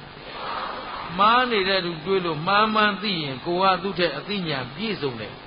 ပြည့်စုံနေရင်မှားတဲ့လူကိုအပြစ်ဖို့နေရမှာလားကိုသူလိုမမားအောင်လုပ်ရမှာလားတူမားကိုတူကသီးခံတူချွေရင်းချက်ကိုတူကခွင့်လွတ်နေရင်လောကမှာမချမ်းသာကြအကြောင်းရှင်းသလားအားလုံးကျင်တယ်နော်ဒါပြင်အပြစ်ပြောနေကြပါလားနားလည်အောင်လုပ်ရမှာလားတချို့ကမလေးဘုန်းကြီးရေတရားတွေနာပြီးတော့လူတွေတဲ့ကိုမနေကျင်တော့ဘူးဟောသူပါစိတ်ပေါက်သွားလူနဲ့မနေပါနဲ့နေုံရှိတာနော်မြင်ရတာတော့တိရစ္ဆာန်ပဲရှိတယ်တိရစ္ဆာန်နဲ့နေုံရှိတာရှင်းသလားတရားသိလာရင်လူတော်မတိုးရဘူးလားလူပိသလာမှာလူပိသလာရင်လူဝင်ဆန့်လာတယ်ခမဟုတ်ပြီနော်မှားတဲ့လူကိုလည်းခွင့်လွတ်တတ်လာတယ်နှိမ့်ချလူကိုလည်းကယ်တင်တတ်လာတယ်မြင့်မြတ်သူကိုလည်းနှလုံးသွင်းတတ်လာတယ်ရှင်းသလားအဲ့တော့တရားသိလေလေလူဝင်ဆန့်လေဒီလိုဖြစ်ရမှာအဲ့ဒါတရားသိခြင်းအောင်ဆောင်တဲ့လူကြတော့လောကမှာလေအဲ့ဒါသိခက်တာမရှိတာထက်မသိတာခက်တယ်မသိတာထက်မသိခြင်းတာပူခက်တယ်မထမသိတာတဲ့အဲ့တော့ခုကုသမင်္ဂလာညောင်ဥလာပြီဘာလို့လဲဆိုမြဲလို့သိကျင်အောင်လာဆွတာဘယ်မှပြီးအောင်မဟုတ်ဘူးအကုန်ဆွတာကရှင်းသလားဘာလို့ဆိုတော့မြန်မာလူမျိုးရဲ့အကျင့်ကမေးရမှလဲကြောက်ရှစ်ဟမ်အမေးခံရမှလဲကြောက်ရှစ်အဲ့ဒါနဲ့သူတို့မသိကျင်တော့ဟမ်ကုသိုလ်အကုသိုလ်ပဲကြည့်ဗုဒ္ဓဘာသာဖြစ်ပြီးဒါမသိပဲနေကြတာရှင်းเสียပေါ်တယ်ရှင်းလားအဲ့သိချင်းစိတ်ကလေးမွေးတယ်မမွေးတယ်အဒါခင်ဗျားတို့ဘယ်လောက်သိပြီလို့အများကြီးလူသေးတယ်ကုသိုလ်မင်္ဂလာလည်းအများကြီးလူသေးတယ်သိအောင်ကြိုးစားရင်းနဲ့သိတဲ့လောက်ကလေးဖြန့်ဝေသွားတယ်ကုသိုလ်မင်္ဂလာတော်လိုက်တာမလုံးနဲ့ကြုံလဲကြိုးစားတော့ဟုတ်ပြီနော်တရားတပုတ်ဟောတော့မယ်ဆိုဒါအခြေခံနေမို့လို့သုတ်တော်အစဉ်တွေဟောတော့မယ်ဆိုခင်ဗျားတို့ထက်15မိနစ်နာရီဝက်ပဲကြိုဖတ်တာစောစောဖတ်ထားရင်လည်းမေ့သွားမှာဆိုလို့ရှင်းသလားဒါပြင်သူမင်္ဂလာတက်လွန်းလို့လာဟောနေတာလားမဟုတ်ဘူးသို့တော့အခုပြောနေတာတွေကမှားသလားမှန်သလားချွေရင်းထားတဲ့ချွေရင်းချက်ရှိသလားမရှိအောင်စီစစ်ပြီးဟောထားတယ်ဟုတ်ပြီနော်အဲ့တော့ယုံကြည်မှတ်ပါလူပိသအောင်ဘာလို့လူပိသအောင်မလုပ်မလဲဒီသုံးပါးမလုပ်နိုင်မဲနဲ့ရှင်းတယ်နော်အဲ့တော့အခုသူတော်ကောင်းတို့သိခံရမှာလူပေါင်းလူဘဝရခိုက်ကလေးမှာကိုဘဝလေးကိုတန်ဖိုးရှိအောင်လုပ်အောင်အဖို့တန်အောင်လုပ်ရမယ်ဟုတ်ပြီနော်တန်ဖိုးတိမှတန်ဖိုးရှိဘာဖြစ်လဲအမျိုးမှန်အောင်လုပ်ရမယ်မမှန်အောင်လုပ်ရမယ်ဗုဒ္ဓဘာသာမြန်မာလူမျိုးလို့တော့ပြောတယ်သီးခံသိလည်းမရှိဘူးပြာရာလည်းခတ်နေတယ်ဘေးရင်ဆရာစီပြေးရမှာလို့အကြားမြင်စီပြေးရမှာလို့ဆိုရင်အမျိုးကိုမမှန်ဘူးရှင်းသလားဘုရားဟောတဲ့ထဲမှာဘုရားဟောဓမ္မခန္ဓာဆိုတာလောကီတွက်လားလောကုတ္တရာတွက်ဟမ်ဘုရားဟောတဲ့မှာလောကီတွက်လားလောကုတ္တရာတွက်အဲ့ဒါမြန်မာလူမျိုးတွေရဲ့အကျင့်သူတို့တစ်မျိုးဖြေလိုက်လို့ဘုန်းကြီးကသာမျက်နှာပြောလိုက်မသွားပြီချင်တယ်ဟမ်ဘာမှပိုင်နေမသိကဲတနာစရာမကောင်းဘူးဘုသူကိုဘူးလို့ ပုဂ္ဂိုလ်ကိုပြောတာပါကျုပ်ကမသနာပါဘူးဘုသူမှသဘောပါတယ်နော်ပုဂ္ဂိုလ်ကိုဩငါနဲ့နော်ဘုရားတဲ့ပြည်ကြီးဒီမှာပြရဟမ်စဉ်းစားကြည့်ကိုယ်လည်းမတန်မျိုးလည်းသွားပါ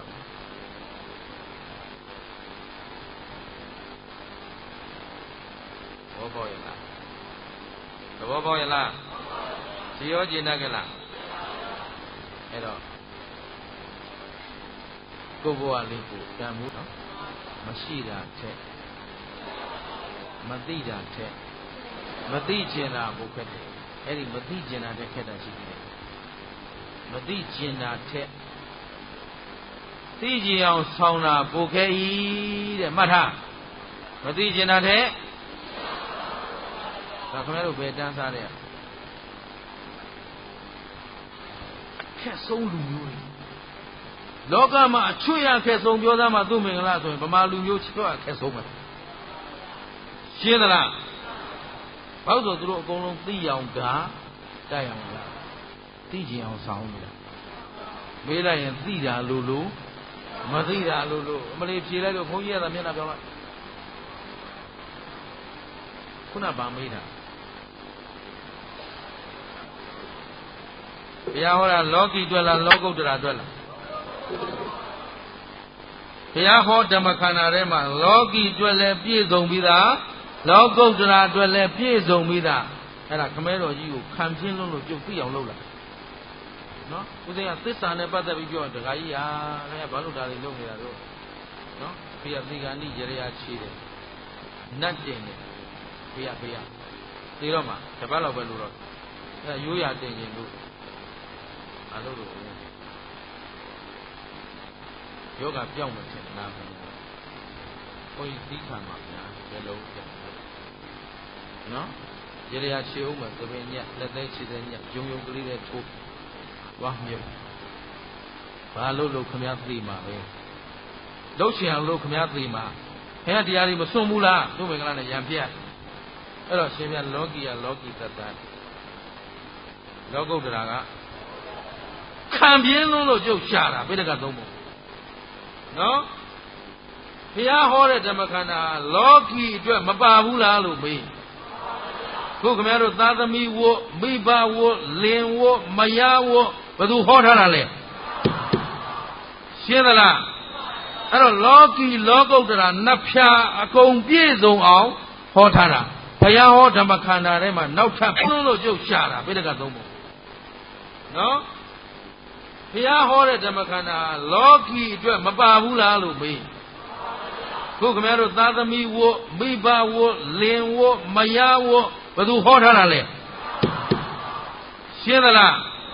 အဲ့တော့လောကီလောကုတ္တရာနတ်ဖြာအကုန်ပြည့်စုံအောင်ဟောထားတာဘုရားဟောဓမ္မခန္ဓာထဲမှာနောက်ထပ်ဖြည့်ဆက်เสียလဲမရှိဘူးနောက်ထပ်ပို့လို့နှုတ်ပြစ်เสียလဲရှင်းကြလားအဲ့တော့ဒကာကြီးခမည်းမှားနေပြီဘုရားဟောထဲမှာလောကီကောလောကုတ္တရာကောပြည့်စုံပြီးသားလို့စီးပွားဥစ္စာရဲ့အကြောင်းရင်းကဒါနအဲ့ဒါဖေသေးမှဟောလာတာဒီတရားရှင်းတယ်နော်မထစည်းစိမ်ဥစ္စာရဲ့အကြောင်းရင်းကအန္တရာယ်ကင်းဘေးရှင်းခြင်းရဲ့အကြောင်းရင်းကဟောပြီးကိုယ်စိတ်နှစ်ပါးချမ်းသာခြင်းရဲ့အကြောင်းရင်းကရှင်းကြလားဟဲ့တခြားသောကိစ္စလိုသေးသလားမလိုတော့ဘူးအကြောင်းကောင်းရင်အကြောင်းမကောင်းရင်ဒါကြောင့်မို့လို့ဖြစ်သမျှအကြောင်းမကောင်းအောင်လောက်ဒါဆောင်ထားရင်ဘုရားအဆုံးမပြည့်စုံပြီရှင်းကြလားအခုရောင်ဝါဗုဒ္ဓဘာသာလို့ပြောတာရှင်းတယ်နော်ဘုရားဟောထဲမှာလောကီလောကုတ္တရာနှစ်ဖြာလုံးပြည့်စုံပြီးသားဆရာဝတ်တပည့်ဝတ်လူကြီးဝတ်ကျွန်ဝတ်ကုန်မပါဘူးလားကုန်တယ်လို့ချင်းဘယ်လိုလုပ်နောက်ဆုံးသခိုးတောင်မှသခိုးကြီးပွားကြောင်းတရား၅ပါးအင်္ဂုတ္တပါဠိတော်မှာရှိတယ်ခိုးစားမယ်ဆိုရင်ကိုအဲ့ဒီမှာပါပြီးသားရှင်းသလားအားလုံးရှင်းတယ်နော်အဲ့တော့လစ်ဆွေမင်းတွေကိုနိုင်အောင်တိုက်ဖို့အတွက်ဘုရားရှင်ကိုတော်မြတ်ကြီးကလစ်ဆွေမင်းတို့ရဲ့ကြီးပွားကြောင်းဆိုဟောလိုက်တော့ဟိုမှာအဇာတတရဲ့အမတ်က ဒါဆိုအလွယ်လေးပဲသူတို့ကြီးပွားကြောင်းတရားတွေမကြီးပွားအောင်လုပ်လိုက်ဆိုတိုက်ချသွားတာဒါဘုရားဟောကအသုံးချသွားရှင်းတတ်ကြလားဒီလောကီမပြပဲနဲ့လောကုတ္တရာဟောလို့ကိုမရရှင်းသလားကဲခင်ဗျားတို့တရားသိရမှာလားမတရားတာသိရမှာ